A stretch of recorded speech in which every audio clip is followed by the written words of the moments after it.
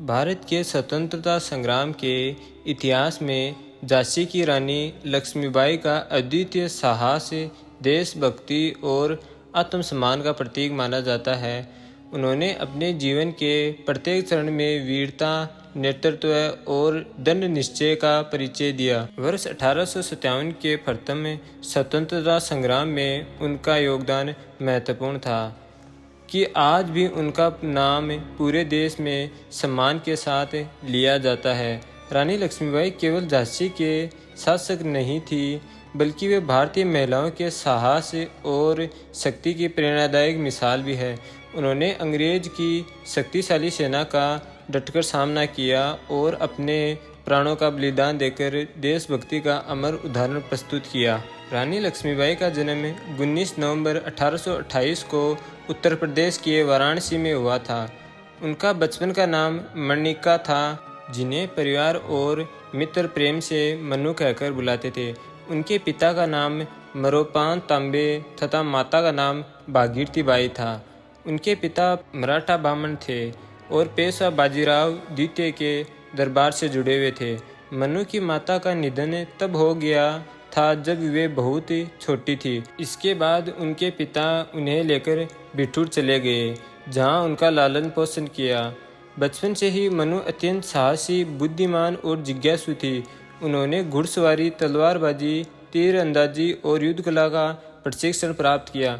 उस समय लड़कियों को इस प्रकार का प्रशिक्षण देने सामान्य बात नहीं थी, लेकिन मनु ने समाज की सीमाओं को चुनौती देते हुए सर्वे को एक कुशल योद्धा के रूप में तैयार किया। उनके प्रिय घोड़े का नाम सरंगी, बादल और पवन बताए जाते हैं। वे इन घोड़ों का अत्यंत कुशलता से सवारी करती थी, युद्ध अभ्यास में निपुण थी। सन 1842 में मणिका का विवाह झांसी के राजा गंगाधर राव से हुआ। विवाह के बाद उनका नाम लक्ष्मीबाई रखा गया। वे झांसी की महारानी बनी और राज्य के प्रशासन तथा जनता के कल्याण में रुचि लेने लगी। कुछ वर्षों बाद उन्हें एक पुत्र हुआ, लेकिन दुर्भाग्यवश वह कुछ ही महीनों में चल बसा। इससे राजा गंगाधर राव को गहरा आघात पहुंचा। बाद में उन्होंने एक बालक को गोद लिया, जिसका नाम दामोदर राव रखा गया।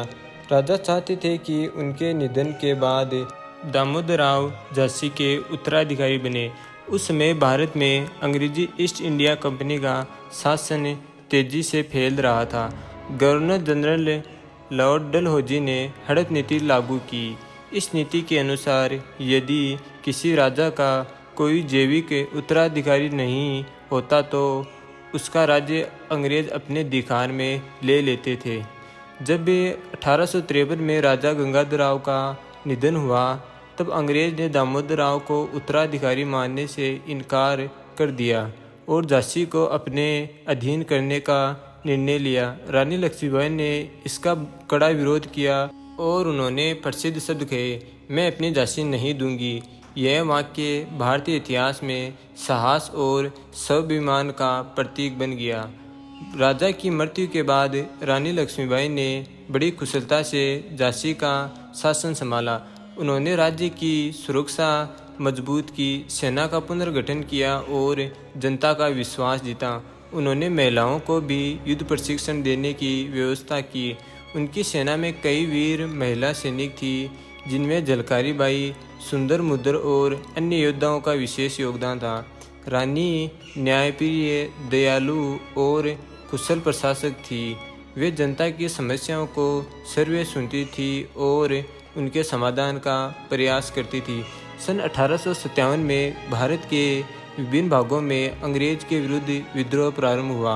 मेरठ से शुरू हुआ यह आंदोलन शीघ्र ही उत्तर भारत में फैल गया। झांसी भी इस क्रांति का प्रमुख केंद्र बन गई। रानी लक्ष्मीबाई ने अंग्रेजों के सामने आत्मसमर्पण करने से इनकार कर दिया।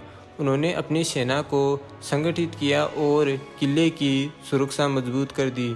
झांसी के सैनिकों ने रानी के नेतृत्व में अद्भुत साहस का परिचय दिया। मार्च 1858 में अंग्रेज सेनापति सर ह्यू रोज ने झांसी पर आक्रमण किया। अंग्रेज की सेना आधुनिक हथियारों से लैस थी, जबकि झांसी की सेना संख्या और संसाधनों में कमजोर थी। फिर भी रानी ने हार नहीं मानी। उन्होंने सर्व घोड़े पर सवार होकर सैनिकों का नेतृत्व किया। युद्ध कई दिनों तक चला। रानी ने पुरुषों के समान युद्ध भूमि में तलवार चलाई और अपने सैनिकों का उत्साह बढ़ाया। जब अंग्रेज ने किले को चारों ओर से घेर लिया, तब रानी अपने दत्तक के पुत्र दामोदर राव को पीठ पर बांधकर घोड़े पर सवार हुई और किले से निकलने में सफल रही। यह घटना उनके साहस का अद्भुत उदाहरण मानी जाती है। झांसी से निकलने के बाद रानी कालपी पहुंची, जहां उनकी मुलाकात तात्या टोपी और अन्य क्रांतिकारियों से हुई। उन्होंने मिलकर अंग्रेजों के विरुद्ध संघर्ष जारी रखा। बाद में क्रांतिकारियों ने ग्वालियर पर अधिकार कर लिया। रानी ने वहां भी सेना का नेतृत्व किया। अंग्रेज ने ग्वालियर पर पुनः आक्रमण किया, जिससे भीषण युद्ध हुआ। 18 जून 1858 को ग्वालियर के निकट कोटासी सराय में अंग्रेज के साथ युद्ध करते हुए रानी लक्ष्मीबाई गंभीर रूप से घायल हो गई। उन्होंने अंतिम क्षण तक युद्ध किया और वीर गति प्राप्त की। कहा जाता है कि उनकी इच्छा के अनुसार उनका अंतिम संस्कार शीघ्रता से कर दिया गया, ताकि अंग्रेज उनके शरीर का अपमान न कर सके। उस समय उनकी आयु लगभग 29 वर्ष थी। इतनी कम आयु में उन्होंने ऐसा साहस दिखाया जिसने उन्हें अमर बना दिया। रानी लक्ष्मीबाई का व्यक्तित्व अत्यंत प्रभावशाली था। वे निडर, स्वाभिमानी, न्यायप्रिय और दूरदर्शी थी। वे युद्ध कला में निपुण होने के साथ साथ प्रशासनिक क्षमता में भी रखती थी।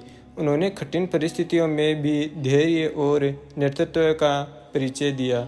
उनकी सबसे बड़ी विशेषता यह थी कि वे अपने सैनिकों के साथ सर्व युद्ध भूमि में उतरती थी। वे केवल आदेश देने वाली शासक नहीं थी, बल्कि सर्व संघर्ष करने वाली वीर नायिका थी। रानी लक्ष्मीबाई भारतीय महिलाओं के लिए प्रेरणा का स्रोत है। उन्होंने यह सिद्ध किया कि महिलाएं किसी भी क्षेत्र में पुरुषों से कम नहीं है।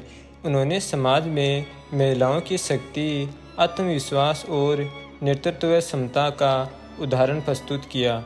आज भी सेना, पुलिस, खेल जैसे अनेक क्षेत्रों में महिलाएं उनके जीवन से प्रेरणा प्राप्त करती है। रानी लक्ष्मीबाई के जीवन पर अनेक कविताएं, उपन्यास, नाटक, चलचित्र और धारावाहिक बनाए गए हैं। प्रसिद्ध कवयित्री सुमित्रा कुमारी चौहान की कविता खूब लड़ी मर्दानी, वह तो झांसी वाली रानी थी, ने उन्हें जन जन तक पहुंचाया। यह कविता आज भी विद्यालयों में पढ़ाई जाती है और देशभक्ति की भावना जगाती है। यद्यपि 1857 का विद्रोह सफल नहीं हो सका, लेकिन इसने भारतीयों में स्वतंत्रता की भावना को मजबूत किया। रानी लक्ष्मीबाई के बलिदान ने आने वाली पीढ़ियों को अंग्रेजी शासन के विरुद्ध संघर्ष करने की प्रेरणा दी। बाद के अनेक स्वतंत्रता सेनानियों ने उन्हें अपना आदर्श माना। भारत के अनेक नगरों में रानी लक्ष्मीबाई की प्रतिमाएं स्थापित की गई। उनके नाम पर विश्वविद्यालय, पार्क, अस्पताल और विभिन्न स्थान संचालित किए जाते हैं। भारतीय डाक विभाग ने उनके सम्मान में डाक टिकट भी जारी किए हैं। झांसी का किला आज भी उनके साहस और संघर्ष की याद दिलाता है और देश विदेश से अनेक पर्यटक वहां आते हैं।